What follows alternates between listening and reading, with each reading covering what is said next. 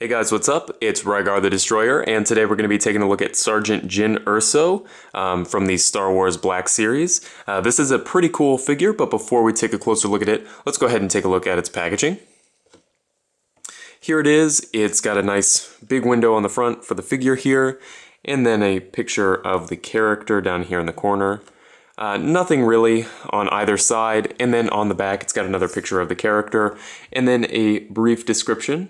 If you'd like to read that, you can go ahead and just pause the video. So anyway, it's pretty standard packaging, so let's go ahead and get back to the figure itself. So she stands here at about 5¼ inches tall, maybe a little bit more than that.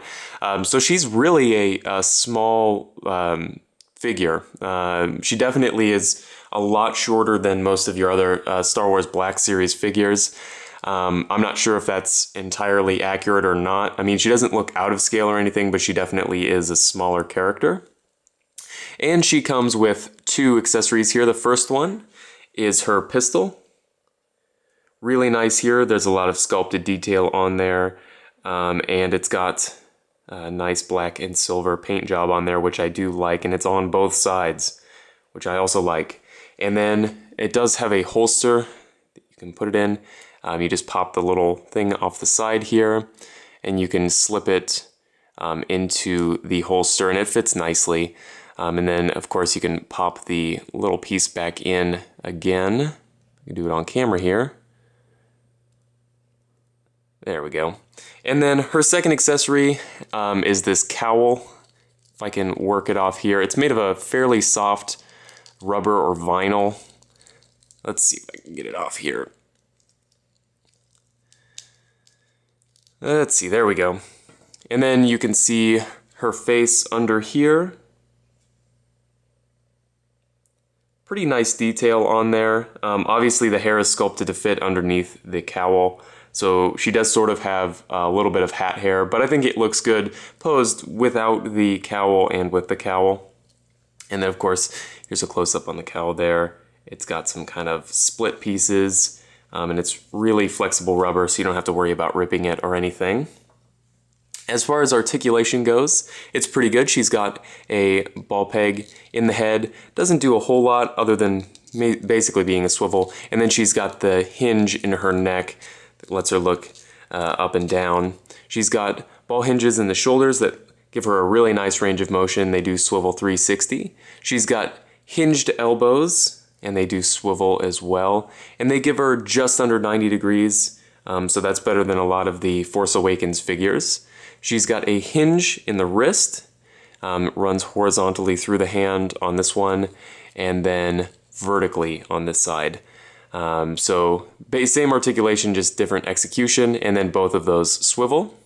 She's got a diaphragm joint, which feels like a single or double ball peg. It looks like a double with the range of motion, and it does let her lean side to side, forward and back. Well, actually, it's got a lot of range of motion there, and it's not hindered at all by the jacket because it's made of a soft rubber as well. She's got T-jointed hips, which give a decent range of motion. They do go backwards and forward a decent amount, which is nice. And there is a thigh swivel here at the hip. And it's a little bit redundant. I'll talk about that in a second. But she does have double jointed knees with a nice range of motion. And then she's got an ankle swivel. It's a cut joint right above the boot. And I'm not sure why that's there. It makes the hip swivel redundant, or the ankle swivel redundant. So it doesn't really need to be there. I guess it's not hurting anything by being there, but it's just odd to me that they spent the money to put that in. I don't know why. And then she's got hinged ankles. The foot doesn't really go up too much, but it does go back a decent amount. And there is an ankle rocker that works well. So overall, I think that this figure is really well done overall. Even though I think it's probably the weakest figure from this first batch of Rogue One figures, That's not because it's poorly done, but just because I think the design is a little bit boring. There's a lot of kind of neutral earth tones on there, so it's not the most exciting figure on the shelf, but that doesn't mean that it's a bad figure overall. If you have any comments or questions about this figure, please leave them down in the comments section below, and I guess I'll see you later.